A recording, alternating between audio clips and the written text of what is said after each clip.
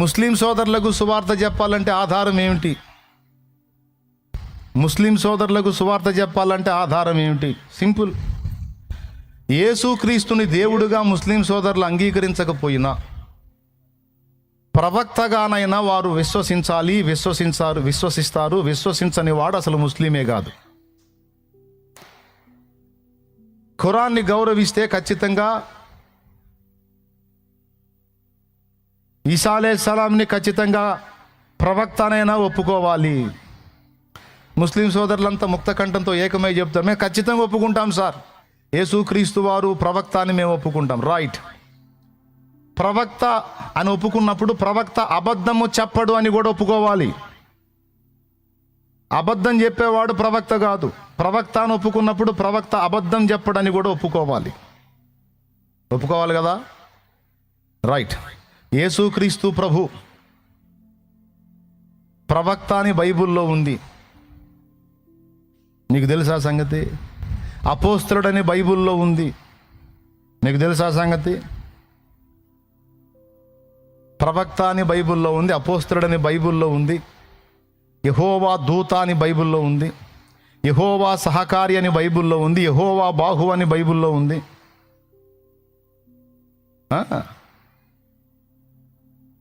అలాగే దేవుని సేవకుడని బైబిల్లో ఉంది. నీ సేవకుడైన యేసు అపోస్తల కార్యం 4లో చూడవచ్చు మీరు. దేవునికి స్తోత్రం. వీటన్నిటితో పాటు దేవుడు అని కూడా బైబిల్లో ఉంది. ఏమని ఉంది? ప్రవక్త అని ఉంది, బోధకుడని ఉంది, అపోస్తలుడని ఉంది, దూత అని ఉంది, సహకారని ఉంది, యెహోవా బాహు అని ఉంది, యెహోవా కాపరి అని ఉంది, యెహోవా దూత, ఇలా అనేక పేర్లతో యేసు ప్రభు వారు ఉన్నాడు. అందులో ప్రవక్త కూడా ఒకటి. ఆయన మాటలోను క్రియలోను శక్తిగల ప్రవక్త అయి ఉండెను. లూకా సువార్త 24. ఇంట్రెస్ట్ ఉంటే ఇప్పుడే ఎలా ఇంటికి పోయి చూసుకో. దేవునికి స్తోత్రం. చూద్దాం అసలు ఎన్ని రకాలుగా ఉన్నాడో. మీకు ఇంట్రెస్ట్ ఉందా? లేకపోతే నేను అడ్రస్లు చెబుతాను, జస్ట్ గుర్తుపెట్టుకోండి, పెన్ను ఉంటే రాసుకోండి. హెబ్రీ పత్రిక, బైబిల్ ఉన్నోళ్ళు, ఇంట్రెస్ట్ ఉన్నోళ్ళు ఒకసారి తీయండి. హెబ్రీ పత్రిక 3వ అధ్యాయము 1వ వచనం చూడు. ఇందువలన పరలోక సంబంధమైన పిలుపులో పాలు పొందిన పరిశుద్ధ సహోదరులారా, మనము ఒప్పుకొనిన దానికి అపోస్తలుడును ప్రధాన యాజకుడునైన యేసు మీద లక్ష్యముంచుడి. అపోస్తలుడును ప్రధాన యాజకుడును అయిన యేసు మీద లక్ష్యం. యేసు ప్రభు ఏమని చెప్పాడు ఇక్కడ? అపోస్తలుడు. అండర్లైన్ చేసుకో. రెండవది ప్రధాన యాజకుడు. అపోస్తలుడు, ప్రధాన యాజకుడు. బాగా వినండి. తర్వాత లూకా సువార్త 24వ అధ్యాయము 19వ వచనం చూడు. ఆయన అవి ఏమని వారిని అడిగినప్పుడు వారు నజరేయుడైన యేసును గూర్చిన సంగతులే ఆయన దేవుని ఎదుటను ప్రజలందరి ఎదుటను క్రియలోను వాక్యములోను శక్తిగల ప్రవక్త అయి ఉండెను. ఇదే కదా ముస్లిం సోదరులు అంటుంది. బైబిల్లో కూడా ఉంది కదా, ఆయన క్రియలోను వాక్యములోను శక్తిగల ప్రవక్త అయి ఉండెను. యేసు ప్రభు ప్రవక్త అని బైబిల్లో కూడా ఉంది. అదే మాట ముస్లిం సోదరులు కూడా నమ్ముతున్నారు. నమ్మకపోతే అసలు అతను ముస్లిమే కాదు. ఎవడైనా నేను యేసు ప్రభుని ప్రవక్తగా ఒప్పుకోవటం లేదన్నోడు అసలు ముస్లిమే కాదు. ఓకేనా? రైట్. యేసు ప్రభుని ప్రవక్తను ఒప్పుకుంటేనే ముస్లిం. ప్రవక్తను ఒప్పుకొనటమే కాదు, ఇంకొకటి కూడా నమ్మాలి. ప్రతి ముస్లిం సోదరుడు ఏం నమ్మాలంటే ప్రవక్తలు అబద్ధం ఆడరు, ప్రవక్తలు తప్పు చేయరని నమ్మాలి. ముఖ్యంగా యేసువారు అస్సలు తప్పు చేయడు, యేసువారు అస్సలు అబద్ధం ఆడడని నమ్మాలి. ఇప్పుడు ఆ పాయింట్ మీద చూద్దాం. యేసువారు తన్ను గూర్చి చెప్పుకున్న సంగతి సూరా మరియంలో చాలా స్పష్టంగా చెప్పాడు. ఆయన పుట్టుకను గురించి, ఆయన గమనాన్ని గురించి, ఆయన మరణ పునరుద్ధానాలను గురించి కూడా ఆయన మాట్లాడాడు అక్కడ. యేసుక్రీస్తుని గురించి ఖురాన్ ఇచ్చిన సాక్ష్యము కూడా గౌరవించాలి ప్రతి ముస్లిం సోదరుడు సోదరి. అందులో ఏం చెప్పుకొచ్చాడంటే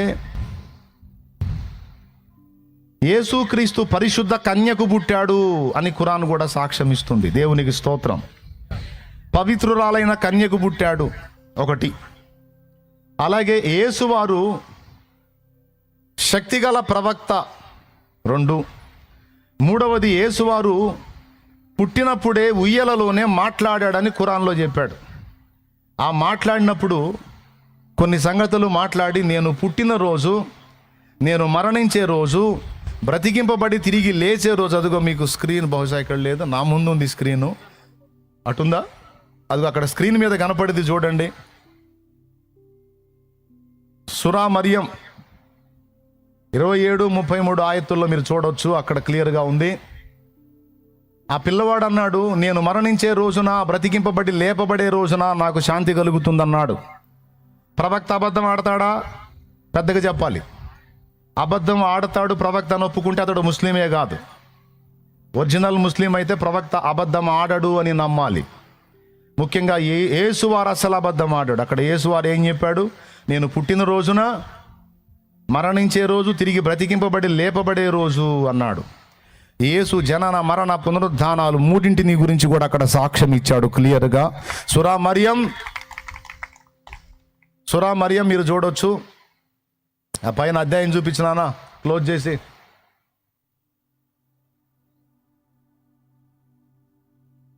అదిగో 19 అక్కడ 19 రాస్తుంది. ఆయతులు చూపించు, ఇందాక చూపించిన రిఫరెన్స్ చూపించు. 27-33 ఆయతుల్లో ఈ విషయాలు రాసున్నాయి. దేవునికి స్తోత్రం. ఇప్పుడు యేసయ్య సిలువలో చనిపోలేదు అంటే యేసువారి మాటను ముస్లిం సోదరులే నమ్మట్లేదన్నమాట. ఎందుకంటే ప్రవక్త అబద్ధం ఆడాడు. యేసు సిలువలో ప్రాణం పెట్టి తిరిగి లేచాడు, ఇలా లెగుస్తాను, నేను మరణిస్తాను, తిరిగి బ్రతికింపబడి లెగుస్తాను అన్నమాట యేసువారే చెప్పాడు. ఇది ఖురాన్లోనే ఉంది. నేను సొంతంగా రాయలా, అదిగో తెలుగు ఖురాన్ మీకు స్క్రీన్ మీద కనపడుతుంది. దేవునికి స్తోత్రం కలుగును గాక. ఇంకా ఏమేమి రాసున్నాయి ఆయన గురించి అంటే, రుహుల్లాహ్ అని రాసుంది, అల్లాహ్ యొక్క ఆత్మ. యేసువారిని గురించి దేవుని ఆత్మగా అభివర్ణించింది ఖురాన్. నంబర్ 1, ఆయన పరిశుద్ధ కన్యకకు పుట్టాడు. నెంబర్ 2, ఆయన యందు ఏ పాపము అబద్ధము లేదు. ఇంట్రెస్ట్ ఉంటే రాసుకోండి. నెంబర్ 3, ఆయన దేవుని యొక్క ఆత్మగా అభివర్ణించబడ్డాడు. నంబర్ 4, కలీమ, వాక్యము, దేవుని యొక్క వాక్యంగా అభివర్ణించబడ్డాడు యేసువారు. దేవునికి స్తోత్రం. వరుసగా చెప్పండి. మొట్టమొదటిది ఏంటి? ఆయన కన్యకకు జన్మించాడు. రెండవది, ఆయన ఏ పాపము లేని పరిశుద్ధుడు, ఆయన యందు ఏ అబద్ధము అసత్యము లేదు. మూడవది, ఆయన దేవుని ఆత్మగా అభివర్ణించబడ్డాడు. నాలుగవది, దేవుని వాక్యముగా అభివర్ణించబడ్డాడు. ఈ 4 ఖురాన్లోనే ఉన్నాయి. ఐదవది, ఆయన మరణ పునరుద్ధానాలను గురించి కూడా అందులో యేసువారే తన నోటితో తానే చెప్పినట్టు ఖురాన్లో రాసుంది. 5. ఆరవది, యేసువారు మట్టితో ఒక బొమ్మను చేసి దానిలో ఊపిరి ఊది అది పక్షి వలె ఎగిరిపోయేటట్టు చేశాడు అని ఖురాన్ సాక్ష్యం ఇచ్చింది. అంటే ఒక మట్టి బొమ్మను చేసి అందులో ఊపిరి ఊది ప్రాణం పోసి అది ప్రాణిగా ఎగిరిపోయేటట్టు చేసే దమ్ము ఒక దేవుడికే ఉంది, కానీ ఇంకెవరికి లేదు. ఎందుకంటే మట్టి బొమ్మలో ఊపిరి ఊది దాన్ని ప్రాణిగా నిలబెట్టేది దేవుడే. ఇలాగా ఒక మట్టి బొమ్మను ఊపిరి ఊది ప్రాణిగా చేసిన వ్యక్తిగా యేసు కనబడుతున్నాడు కనుక యేసు ప్రవక్త మాత్రమే కాదు, ఒక ప్రాణిని నిర్మించగల సృష్టికర్త అయిన దేవుడుగా కూడా అందులో కనబడుతున్నాడు. అలాగే మరొక సూరాలో ఇంకా స్పష్టంగా రాసుంది. కావాలంటే మీరు ముస్లిం సోదరులను అడగొచ్చు, ఖచ్చితంగా వాళ్ళు చెప్తారు. సెకండ్ కమింగ్లో ఇది 7వ మాట నేను చెప్పేది. ఇప్పుడు 2వ రాకడలో వచ్చేది ఎవరో అని మీరు అడగండి, ఖచ్చితంగా వాళ్ళు చెప్తారు యేసువారే వస్తారు అని. ఎవరు వస్తారు? యేసుక్రీస్తు వారే వస్తారు 2వ రాకడలో. ఎందుకండి? 185,000 కంటే ఎక్కువ మంది, 80,000 కంటే ఎక్కువ మంది ప్రవక్తలు ఉన్నారని చెప్తున్నారు. వీళ్ళెవ్వరూ రాకుండా యేసువారే ఎందుకు వస్తున్నాడు? ఎందుకంటే ఆయనే అధికారం పొందినవాడు, ఆయనే అన్నిటి నిర్మాణకుడు, ఆయనే న్యాయము తీర్చేటువంటి న్యాయ తీర్పరి జడ్జ్. ఆయనే. ఓకేనా? ముస్లిం సోదరులు యేసువారు అబద్ధం ఆడతారని నమ్మొచ్చా? పాపం అది, నమ్మకూడదు. యేసువారు ఎట్టి పరిస్థితుల్లో అబద్ధం ఆడరు. అదే యేసువారు బైబిల్లో ఒక బలమైన మాట చెప్పారు.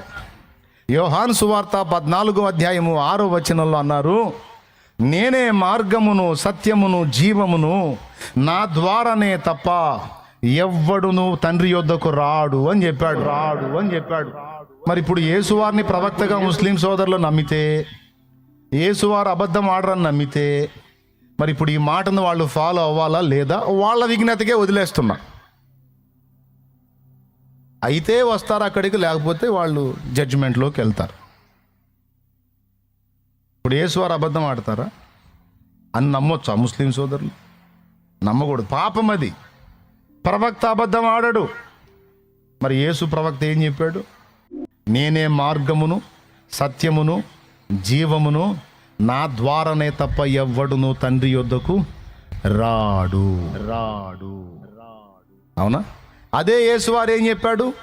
నమ్మి బాప్తిస్మం పొందువాడు రక్షింపబడును, నమ్మని వానికి శిక్ష విధింపబడునని కూడా చెప్పాడు. ప్రవక్త మాట నమ్మాలా లేదా? నమ్మకపోతే ఎక్కడికి పోతారు? ప్రవక్తను అబద్ధికుడు అనొచ్చా? ప్రవక్తను తప్పుబట్టొచ్చా? మరి ఇప్పుడు ఆయనే చెప్పారు. ఒకటేమన్నారు, నేనే మార్గమును సత్యమును. సత్యమును అంటే ఏంటో తెలుసా? ఎంత బలమైన మాటో తెలుసా? నేనే జీవమును అన్నాడు. మార్గం అంటే పక్కన పెడదాం, సత్యము జీవం అంటే చిన్న మాటలుగా దేవునికి చెందిన మాటలై. ఒరిజినల్ ముస్లిం సోదరులందరూ ఈ సంగతిని ఆలోచించాలి.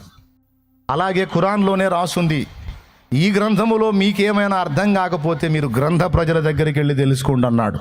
గ్రంథ ప్రజలు అంటే ఎవరు తెలుసా? ఈ గ్రంథ ప్రజలు, బైబిల్ గ్రంథ ప్రజలు. దేవునికి స్తోత్రం. కాబట్టి ఖురాన్ గ్రంథంతో పాటు ఈ గ్రంథాన్ని కూడా వాళ్ళు గౌరవించాలి. అర్థమైందా?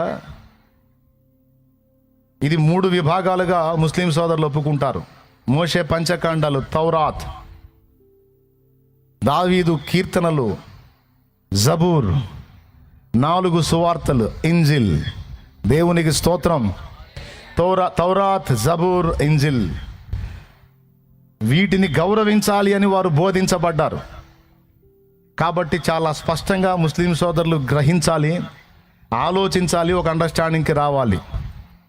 ఆవేశపడటం కాదు, కొంచెం ఆలోచన చేయండి. తొందరపడి దేవుడిచ్చిన సత్య మార్గాన్ని తృణీకరించి దూషించి ద్వేషించి రేపు అనవసరంగా తీర్పు పాలై నరకానికి పోవద్దు. దేవునికి మహిమ. కనీసం యేసును ప్రవక్తగానైనా మీరు గౌరవిస్తే, ప్రవక్త చెప్పాడు, నేను మొదటి వాడను కడపటి వాడను ఆది సంభూతుడను అని చెప్పాడు. పాత నిబంధనలో యెహోవా చెప్పిన మాట క్రొత్త నిబంధనలో యేసు ప్రభు చెప్పాడంటే ఆ యెహోవాయే యేసు ప్రభు అని ముస్లిం సోదరులు ఒప్పుకోవాలి.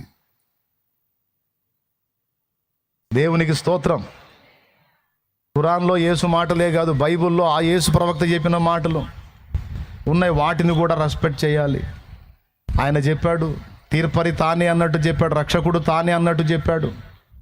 ఇంకా చెప్పాలంటే అబ్రహాం అని ఆయన పుట్టక మునిపే నేనున్నానని చెప్పాడు. అంటే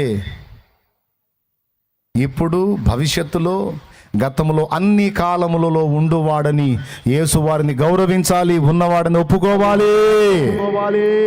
అది ఒరిజినల్. అంతేగాని నీ మనసుకు నచ్చినవి మాత్రమే ఒప్పుకుంటాను, మిగిలిన నేను ఒప్పుకోనంటే అడిగిపోతావు.